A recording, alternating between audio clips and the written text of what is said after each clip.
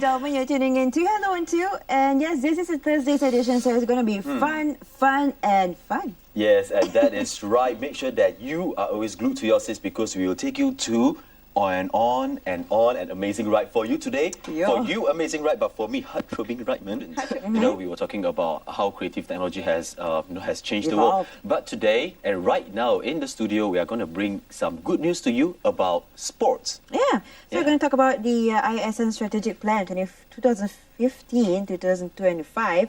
So with this, we have these two lovely guests with us. Yes, talk more on this and topic. our first guest of honor is the CEO of National Sports Institute, ISN.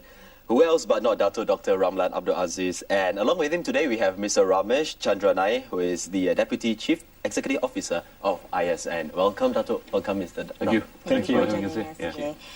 Maybe we can start, we can begin with the topic. Dato, what are the objective and significance of the new direction of ISN for the process of sports development in Malaysia? Sure. We've been existing and giving surveys, doing research, for the top athletes for our nation for a long time. Right. But since we were gazetted in 2011, following Parliament passing our act, and we became a statutory body, we needed to sit down, take stock of what is our direction and what are the things and how we need to do things. And we cannot do the same things the same way and expect different results. And and we needed to transform, truthfully. And we've been evolving, surely, but it's time for us to put ourselves to the next level. Yep. We sat down, we considered this, and we thought that we should take stock of everything and see what are the core things that we are about. And we decided that there are 5 main core items, and 2 supportive ones. Of course, our traditional strengths are in the area of providing high-performance sport support for athletes in the areas of sports medicine, sports science, and sports technology. Right. But then we needed to also ensure that the sports science is started as soon as possible, and that brought us to we were confronted with the reality of contributing usefully to the perpetuation of our talent, to the discovery of new talent. So that takes us to talent identification and grassroots development. Okay? And then further on from that, we needed to also confront ourselves with the fact that we are an institution for knowledge and knowledge development. So that will include both athletes and coaches and all the citizens of the sports community. So that brought to us the need to have advanced education and also perhaps certification courses. They're appropriate because we have to look at sport as an industry. Right. And we need to educate the industry. And that brought us also to other things in terms of the research. That not only research for the sake of just generating articles and papers and all that, but also to answer the questions that the coaches will ask to improve the performances of the athlete and to further the cause of national sport. And that we have to have an innovative approach to do this. So then finally, to show up, to support these 2, we have also to make sure that sport remains clean. So that brings us to the notion or to the idea or the belief that sports should be based on pure performance without the benefit of any doping or any performance enhancement drugs. That is something that will spoil everything, right?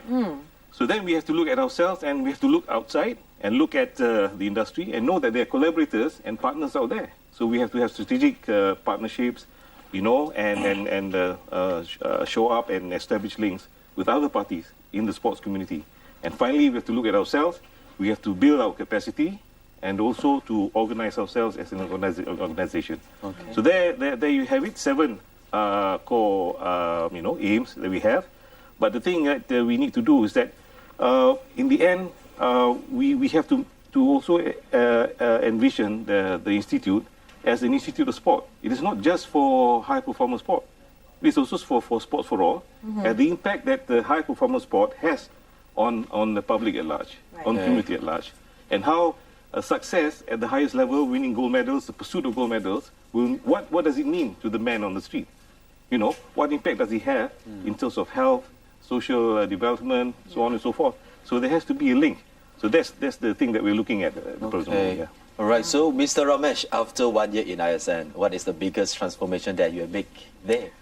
Well, when I was brought into ISN from private sector, where I was given the task to look at the management portfolio and to look supporting the sports science work. ISN is known for sports science work and sports medicine work, but we were looking to strengthen our management portfolio so that there's more we could do to support the sporting industry in this country. So a couple of transformation we have taken place in the last 1 year, as what Dato has mentioned. One of it is the MOU collaboration. We have signed with about 13 states. Okay. We have got 12 states. We have got one more to sign with Sabah, which will be done towards the end of the year. That's a new initiative, and we have lined up about 6 to 7 local universities who want to work with us to collaborate in the areas of research.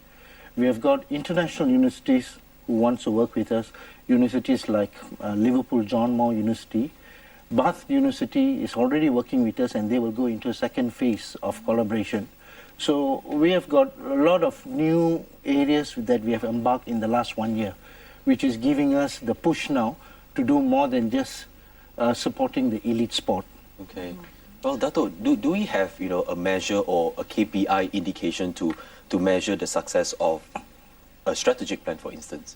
Sure. Well, to put it simply, sometimes we fall into the trap of just going for medal pursuit, How many gold medals we win at the Asian Games, at the Commonwealth Games, so on and so forth. But then we thought that they have, apart from, that is necessary, yes.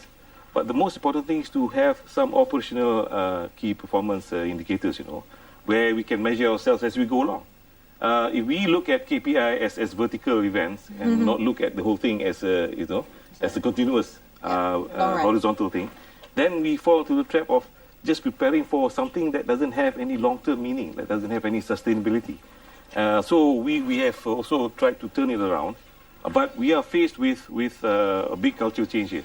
Not just in terms of trying to do the sports science and all that, but to have to effect the culture change that will truly enable everybody in the sports industry, the athletes, the coaches, the administrators, and our colleagues from the other sports agencies. So we need to move as one, because basically the power of sport is such that it's not just to win the gold medals, but if you win the gold medal, one person who wins the gold medals will inspire so many youngsters to play sport. And one youngster in sports is one youngster less on the streets. Okay? So then it extends the value of any of the taxpayers' money that we spend. Every ringgit will be extended beyond just the pursuit of gold medals, but into areas for fitness, health, and recreation. And that will, of course, benefit society at large, benefit social development, youth development, and also health. Right. So I think it is a very exciting plan that we have here, and we hope to maximize this. And with other collaborators, both within the government and also outside parties, we hope to see that in the next 5 years, we will have to really glean that sort of, we have to put the markers in place. The road, there has to be a roadmap to say that we are on track or we're not on track. So that has to be put in place. There's still a lot of work that needs to be done following the launching of this, because at the end of the day, everybody can put up a good plan. But it's always the proof of the pudding is always The execution. So there you go. Yeah. Now, also another question, we've been wondering, speaking about alliances that is more solid right now, and with all the other 12 states that is going to come into the picture, and soon will be Sabah. So that is in terms of the alliance. In terms of course, the high performers, like Dato' Lee Chong Wei or Dato' Nicole David, and we usually would see similarly same athlete for many years. So it's now it's a time to develop very young athletes in this sense. Yeah. So what are the actions or the strategies in that sense to actually, we call it empowerment for the to make these young newcomers, athletes new bloom. faces. I think you should go with that. Okay. It's like this. It's all about, when we talk about athletes, it's about the mastery of his performance. Correct. Mastering the performance entails both good coaching, right? That practices sports science, best practices in sports science, sports medicine. And then the athlete has to have a long time to develop that mastery. So if we were to give the athlete all the sports science support after Sukan Malaysia, after SUKMA, There's not enough time. You know, it's like asking, you know, an old geezer like me to ride a bike at 50. So it's a bit difficult. You know, I'll fall into the drain. But the most important thing, if we start with the talent identification, which is one of our, you know, one of our functions, and then we work with the Ministry of Education, right? We will then be able to inject all the early elements of sports science, physical development, nutrition, you know, mental development, and also teach athletes how to balance between sports and studies in a way that will enable them to have the best of both worlds to the maximum of their potential, you see.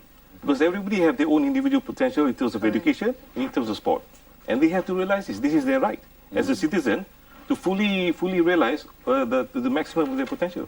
And to support this aspiration, what we have done, we have got 16 satellite centers around the country. Okay. And these satellite centers, they work with the local sports council. So we bring scientific application to the grassroots through our satellite centers. Many years back, a lot of scientific application were only done in Bukit Jalil. But now we have established 16 satellite centers around the country. Okay. So whatever is being done in Bukit Jalil is being cascaded down to grassroots.